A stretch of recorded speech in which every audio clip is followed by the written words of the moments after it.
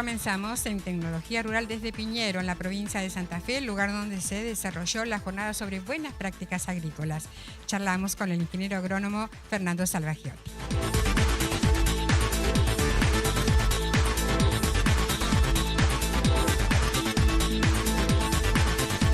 Acá en la charla estuvimos hablando sobre la captura de recursos en general y básicamente lo que es carbono y nitrógeno.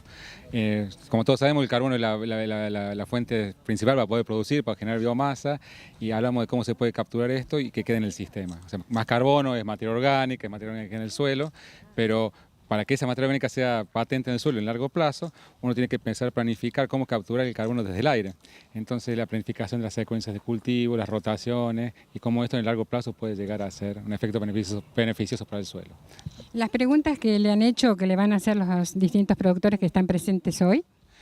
Sí, básicamente estuvimos charlando sobre cuáles son las estrategias para poder mejorar esta captura del carbono, que básicamente lo hacemos con cultivos, lo que hablamos es que son cultivos que estén la mayor parte del tiempo, o secuencias, que estén la mayor parte del tiempo ocupando el suelo, porque eso nos estaría capturando el carbono más constantemente. El ejemplo óptimo sería un cultivo perenne. Nosotros con los cultivos agrícolas tratamos de imitar ese comportamiento. Y en el caso del nitrógeno hablamos de cómo capturar lo que aplicamos como fertilizante en las gramíneas, pero también el rol importante que tiene la fijación biológica de nitrógeno, ya sea en los cultivos de grano o los cultivos de cobertura, para que en el largo plazo nos den algún beneficio en el suelo. ¿Puede afectar la situación climática?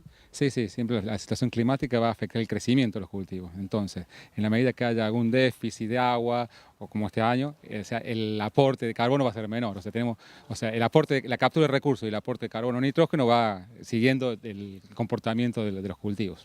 La importancia entonces de estas capacitaciones y posterior luego el de la investigación para los productores que hoy están presentes. Sí, la idea de esto es ver cómo pensar en algo más de proceso y no tanto de insumo. Entonces nosotros, viendo cuáles son los recursos que tenemos que manejar, es más fácil que se entienda que nosotros tenemos diferentes insumos o diferentes tecnologías para poder aplicar en un proceso y de esta forma ser más sustentable. ¿Cuál sería el ABC entonces? El ABC de este caso sería pensar en el sistema de producción, pensar qué es lo que me beneficia y identificar el recurso más limitante de producción que tengo en cada lote. Muchísimas gracias, ingeniero. Estamos siempre a disposición.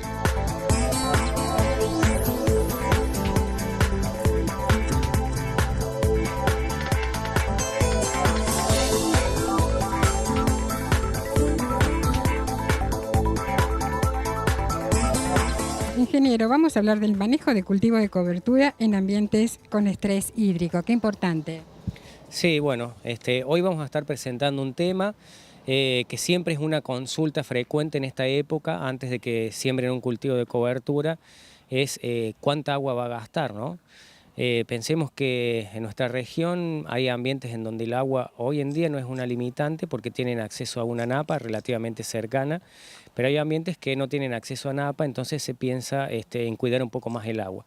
Bueno, estamos mostrando los fundamentos técnicos con datos de ensayos de larga duración de cuánta agua gasta un cultivo de cobertura. Esa es la principal pregunta que venimos a responder para que tengan una idea de, básicamente, primero, cuánta agua gasta y después qué herramientas hay para que el gasto no sea tan grande, ¿sí?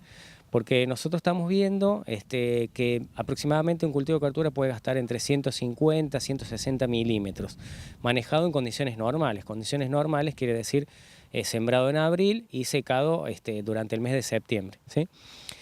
Por algunas cuestiones de restricciones puede pensarse en sistemas que requieren cultivos de cobertura un poco más largos. Un caso, para poner un ejemplo, sería lugares donde se hace maíz tardío, que se siembra en diciembre, entonces necesitan hacer una leguminosa invernal como vicia y hay posibilidades de darle crecimiento hasta octubre. Pero en general vamos a tirar todos los tipos de manejo que hay y cuánta agua gasta cada uno. Un factor importante que hay que tener en cuenta es la medición del agua del suelo. Es una variable muy fácil de medir. Se toma la muestra de suelo con un barreno. La determinación la puede hacer cualquier laboratorio de suelos y hasta hay metodologías un poco caseras que se aproximan bastante bien para tener el valor de humedad gravimétrica. Uno está midiendo gramos de agua que después mediante fórmulas de cálculo lo lleva a lámina de agua o milímetros de agua. Entonces, bueno, tener esas cuestiones de recomendaciones, saber bien cuál es el agua inicial, es un dato que tenemos que conocer.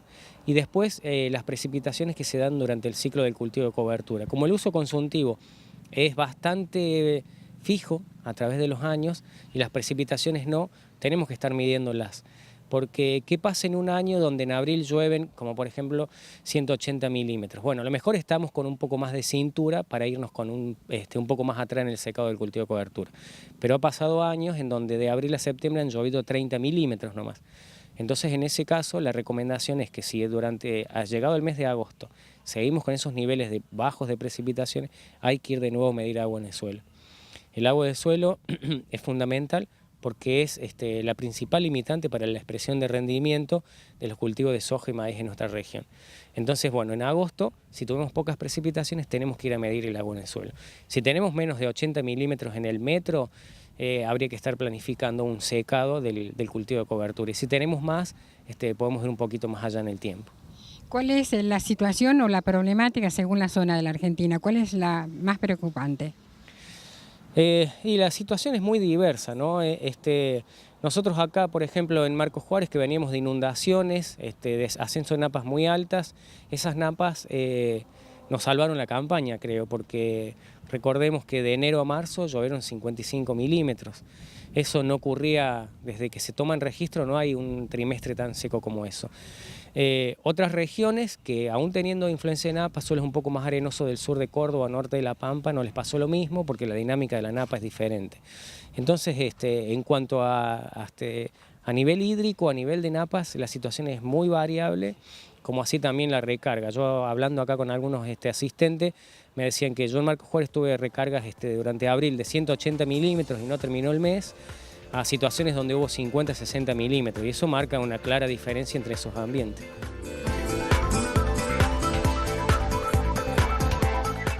Hacemos una pequeña pausa, pero no te olvides de escribirme info@tecnologiaruraltv.com.ar. Ya volvemos con más Tecnología Rural.